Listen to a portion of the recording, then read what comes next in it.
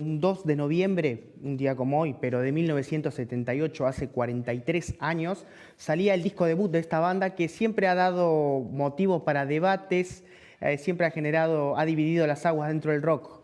Es el disco debut, todavía no hacían baladas en ese momento, todavía el trío conformado por el guitarrista Andy Summers, el baterista Stewart Copeland y Sting, y el bajista y cantante Sting, cuyo verdadero nombre es Gordon Matthew Summers, por eso se lo acortó, ¿no?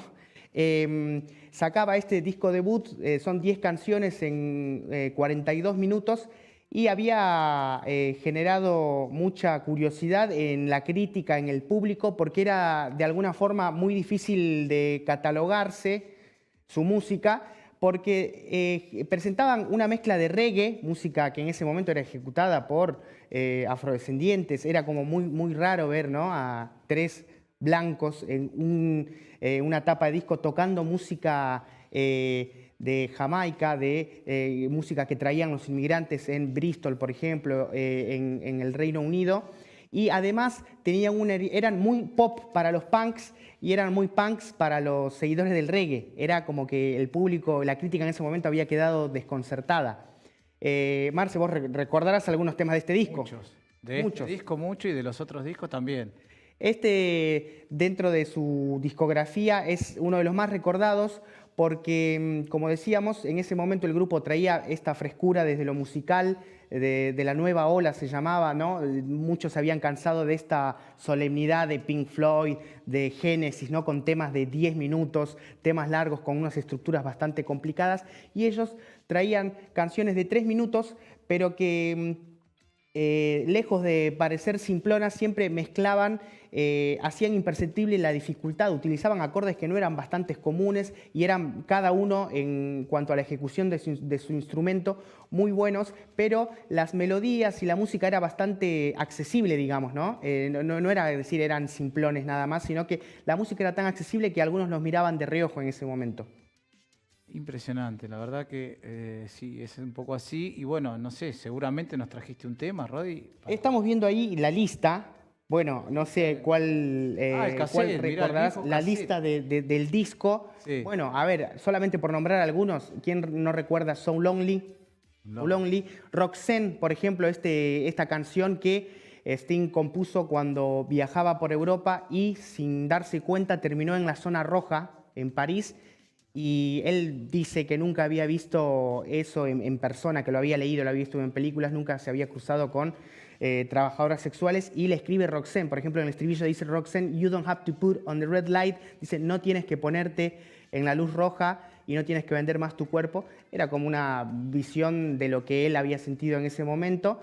Después estaba I Can't Stand Song, el tema que vamos a escuchar, ¿no?, el tema de cierre, I Can't Stand Losing You. Después también estaba Born in the 50s, que no llegó a tener video, nacido en los 50, que tenía una frase también que quedaba para el recuerdo, decía, mi madre murió el día que Kennedy murió, ella dijo, fueron los comunistas. Es como una anécdota que nunca se sabe si es real o no. Y como para ir cerrando, ¿te parece si contextualizamos en qué lugar de la discografía está este álbum? Bueno, es el disco todo lo que hicieron, ¿no?, que los introdujo. El Regata de Blanc, el segundo disco, que sigue con esta temática de Regata de Blanc, sigue metiendo más reggae, mucha música del mundo. El tercer disco, Señata Mondata, los vuelve más sofisticados, incursionan en los teclados y los sintetizadores. El cuarto, Ghost in the Machine, profundiza ese camino, y ya Synchronicity, el disco del 83, sacaron discos casi un año tras otro. Es el que tiene Every Breath You Take, digamos, un clásico de Aspen, y ahí ya algunos lo miraban todavía más de reojo. Pero bueno, este es el disco que ¿Cuál es el que más se masificó, digamos? Claro. Synchronicity. O sea, Synchronicity es que se conoció en todo el mundo. Así es, claro. Por eso este disco siempre va a quedar como uno de los debuts más recordados del finales de los 70. También tuvieron mucho acercamiento al público argentino. Muchos recordarán esta historia, que la pueden buscar ahí si les interesa. Solamente lo vamos a mencionar. Cuando en 1980, el 15 de diciembre, vinieron a tocar en Obras, en plena dictadura.